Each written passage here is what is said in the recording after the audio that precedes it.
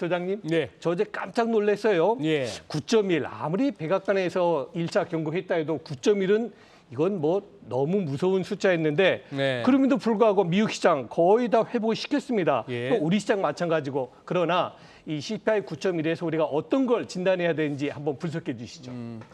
예. 우선 수치 한번 보시죠. 수치 보시면은 지금 첫 번째 슬라이드 이 정도입니다. 어제 소개해드렸던 이틀 전에 월가에서 나돌았던 첫 번째 슬라이드 한번 보시면, 네, 나돌았던 거기 가짜 보고서에는 12자리 숫자까지 뭐 가능하다고 얘기했습니다만 9.1입니다. 자, 시장 예측치는 8.8 정도였고 그 전달에 8.6이었죠. 이게 지금 땡겨가면은 말입니다. 폴 볼커가 등장해서 이제 금리 연방기금금리 20%까지 끌어올리면서 인플레이션 때려잡던 그 시절의 레벨입니다. 자, 그런데 보시면은 어제 가성비 전략에서 손현정 앵커가 소개했던 화면 중에 하나입니다. 4월부터 해서 시장 예측치보다 항상 실제 CPI는 높게 나왔습니다. 이번에도 8.8이었는데 결국 9.1로 나왔죠. 백악관의 장피에르 대변인이 이렇게 얘기했습니다. 이거 높게 나올 건데 시장에다가 미리 백신을 맞췄다 할까요? 뭐 문제는 백신 맞고도 걸리니까 문제인데 이거는 철진한 데이터다. 뭐 이런 얘기를 해서 이제 좀 꺾일 거야 하는 시사점을 주려고 했습니다. 자, 그런데 보시면은 전월비를 보셔야죠. 전월비를 보시면은 자, 이 지금 헤드라인은 1.3%입니다. 여기서 파월 의장이 그동안 얘기했던 것은 뭔가 하면은 정점을 쳤거나 그 얘기는 이제 이 막대기가 내려와야 되죠. 아니면 평탄화할 거야라고 했으면은 여기서 그냥 더 높아지지 않고 옆으로 좀 기어줘야 되는데 아직까지 전월비도 올라가는 추세입니다. 이것도 거의 역대급이죠. 역대급인데다가 그러면 휘발유하고 음식료 빼면은 그래서 과거 닉슨 대통령 때 아스번즈 의장 때 하도 인플레에 시달리다 보니까 국민들 보기에 좀 인플레 좀 덜 심하게 보일 만한 지표 없을까 해서 만든 게 건우 CPI입니다. 그래 뺐는데도 이것도 5.9%란 얘기죠. 전월비도 0.7입니다.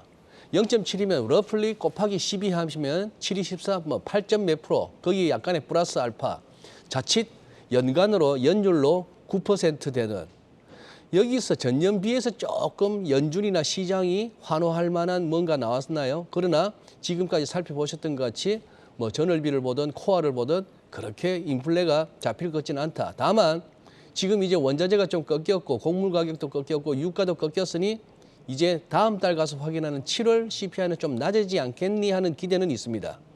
시장 흐름 보시면은 뭐 이 코너를 갖다가 나의 진짜 전략이라고 했습니다만 제가 보기에는 그냥 매크로 점검 정도가 좋겠습니다. 이 사람 저 사람 전략 짜주지만 참 잘 안 맞더라고요. 잘 안 맞고 저도 전략은 자신 없습니다. 결국 보시면은 2년물이 4.5bp나 올랐다는 것이고 이게 어제 미국 동부 시간으로 오후 12시 37분이니까 우리 새벽 2시 그때입니다. 그런데 10년물은 2.937인데 오히려 2bp 이상 낮아졌다는 얘기죠. 단기는 올랐다는 얘기는 연준 세게 금리 올리겠구나. 7월에도 9월에도. 그런데 10년물 정도로 가니까 이게 이제 경기에 대한 걱정도 생기고 과연 10년 후까지 인플레가 가능할까도 걱정이 되는 겁니다. 그래서 장단기 금리 역전 이 구간은 벌써 역전이 막 되고 있는 거죠. 1년 전 대비 굉장히 올라왔습니다.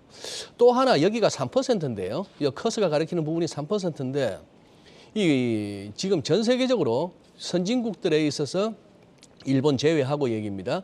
이 3%에 대한 어떤 그 굉장히 뭐랄까요, 좀 쉽게 돌파가 안 되는 그런 면이 있습니다.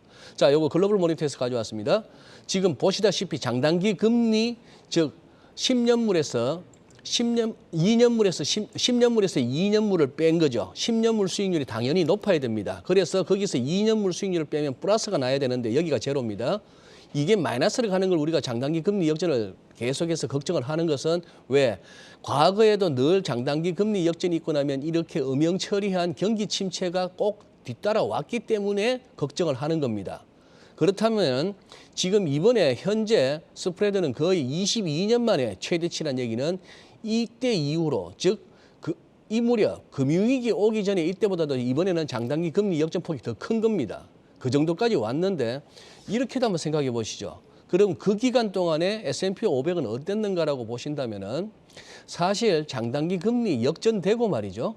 역전되고 나서 그것이 다시 마이너스에서 플러스로 급격하게 돌아오는 이 기간 동안에 주식시장 굉장히 좋았습니다. 그래서 기억하시겠습니다만 장단기 금리 역전은 작년부터 말이 많았는데 강세론자들이 했던 얘기는 장단기 금리 역전 온다고 장 당장 부러지는 거 아니에요. 평균적으로 11개월 내지는 13개월 이후에 장이 경기 침체가 오는 겁니다. 뭐 이런 얘기를 했습니다. 아마 결국 연준이 금리 인상을 멈춰야 증시도 돌아서겠다라고 볼 수 있겠는데 요 개념도 하나 좀 그거 하시죠.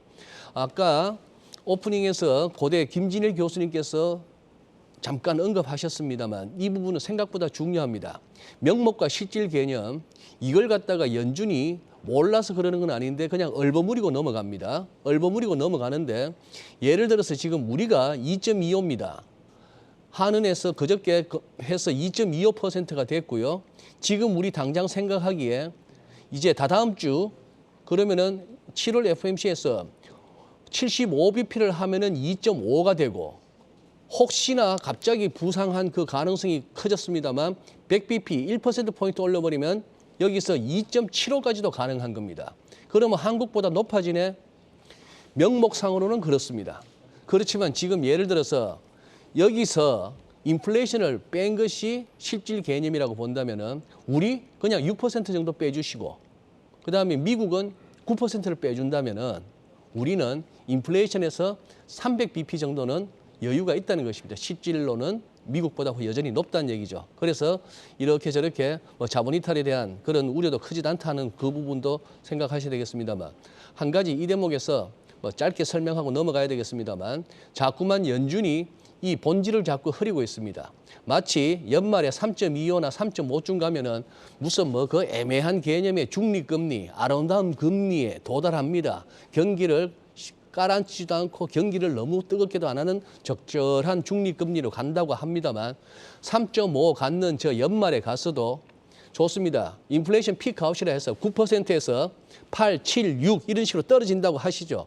연말에 그러면 5% 간다고 합시다. 좋습니다. 5%까지 가더라도 그래 봐야 미국은 아직도 실질금리가 마이너스입니다. 그러니 장이 안 부러지는 겁니다. 예, 준비한 자료는 많지만 뒤에 순서 때문에 오늘은 여기서 줄이겠습니다. 네, 자 하나만 더 여쭤보겠습니다. 밤사이 우리가 눈에 확 띄는 뉴스가 하나 있었죠. 네. 자이언트 스텝, 빅 스텝 떠나서 이제 1% 네. 전보 스텝입니까? 예. 네, 예. 캐나다 중앙은행에서 1%를 올렸는데 여기가 갖는 의미 어떻게 봐야 될까요? 네, 생각보다는 캐나다나 영국, 캐나다 중앙은행과 영국 중앙은행은 통화정책 측면에서는 상당히 시장이 주목합니다. 네. 이 슬라이드 보시면은 캐나다 주가지수인데요. 다 흐름은 비슷합니다. 코로나 때 쿵 무너지고 이런 식으로 올라왔던 거는 조금 더 많이 올랐느냐 적게 올랐느냐의 차이일 뿐이지 모든 나라의 주가가 이런 흐름을 보였다는 것은 펀더멘털이 비슷해서 아니요.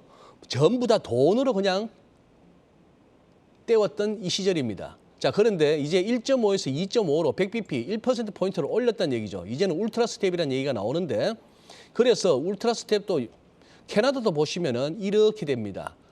1년 전 대비 굉장히 수익률 곡선이 평평해진 데다가 여기도 보시면은 장단기 금리 역전이 일어나고 있습니다. 2년물이 3.3인데 여기도 3.15. 캐나다도 3% 위에 가면은 잘 못 올라가네요. 네. 캐나다 소비자 물가지수 보시죠. 7.7입니다. 전년비.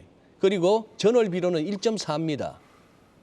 그래서 어제 100bp 올렸으면 우리 생각하기에 캐나다 달러는 강세로 가야 될 것 같은데 그닥 반응 없습니다. 네. 달러 룬이 보시면은 이렇게 되는데요.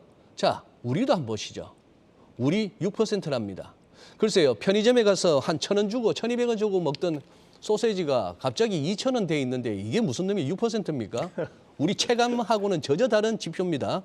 그런 상황이고 이 길게 보면은 우리 20%, 30%의 CPI 시절을 우리가 70년대, 80년대 보냈습니다.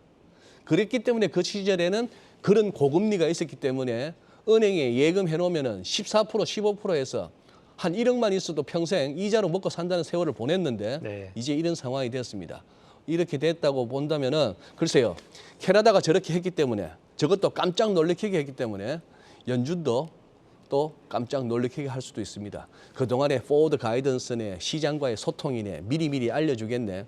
다 그 모든 게 허무해질 수도 있는 이번 7월 FOMC입니다. 어쨌거나 CPI 소림사 18동인 2차 관문 통과했습니다.